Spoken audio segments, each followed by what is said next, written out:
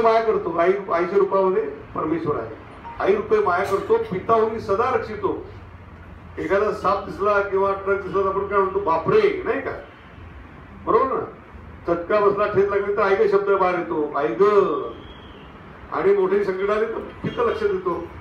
अनंत रूपे एक ईश्वर, तिन्ही जगाचा तो एक ईश्वर. आई रूपे माया करतो, पिता होऊन सदा रक्षितो, गुरु होऊन ज्ञान देतो. अनंत रूपे एक ईश्वर. राम होऊन वचन पाळतो, एक वचनी राम. कृष्ण होऊन गीता सांगतो, बुद्ध होऊन शांती निर्मितो. अनंत रूपे एक ईश्वर, तिन्ही जगाचा तो जगदीश्वर. ही परमेश्वरची रूप आपल्या आईमध्ये, वडिलांमध्ये आणि गुरुमध्ये असतात. म्हटलं लक्षात का रे? काय वास्तव काय लक्षात घ्या. मुळात परमेश्वर असतो आपल्या आईमध्ये, आपल्या वडिलांमध्ये, आपल्या गुरुमध्ये. गुरु म्हटलो ना आपण, मातृदेव भव, पितृदेव भव, आचार्य देव भव.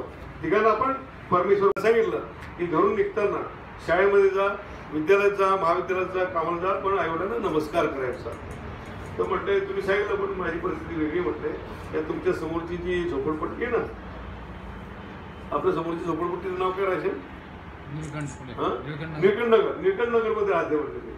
तर तिथे राहते. माझा एकही दिवस असा गेला नाही म्हटलंय की माझ्या जन्मदात्या बापाने दारू पिऊन माझ्या आईला मारलं नाही म्हटलं. एकही दिवस असा गेला नाही की भांडण झालं नाही म्हटलंय. माझी आई म्हटलं धुणे भांडण्याचं काम करते, बाप येतो आणि पैसे विसरून घेतो आणि घरात रोज राडा करतो म्हटलंय. अशा बापाला मी कसा नमस्कार करू म्हटलंय. माझ्या जन्मदात्या आईला रोज मारझोड करणारा बाप की ज्याच्याशी मला इतकी घृणा वाटते, इतका द्वेष वाटतो आहे, इतकी निर्भसना वाटते, मी कसा नमस्कार करू म्हटलं. सर भोसले सर मला वाटलं या मुलीला काय उत्तर द्यावं.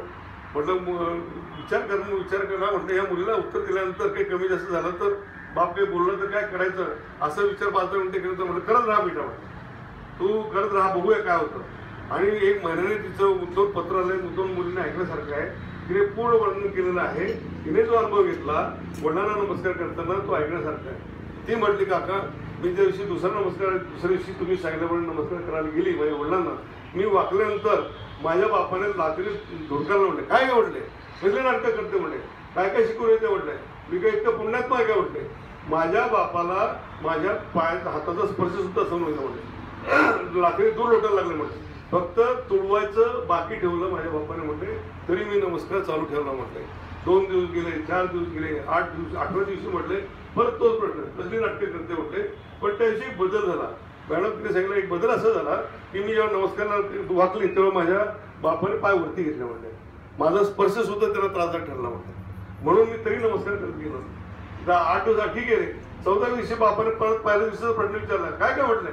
मी रोज पाय वरती घेतोय, तरी नमस्कार करते, काय पाहिजे काय म्हटलं तू. डॉक्टर काका म्हटले तुम्ही जे उत्तर दिलं होतं मी तेच सांगितलं म्हटले. मला काही नको म्हटले. तुम्ही मला जन्म दिलेला आहे, तुम्ही मला जन्म दिला, या जगातला पहिला श्वास तुमच्यामुळे घेतला आहे, त्या श्वासाची कृतज्ञता व्यक्त करण्यासाठी मी नमस्कार करते म्हटले. मला काही नको म्हटलं.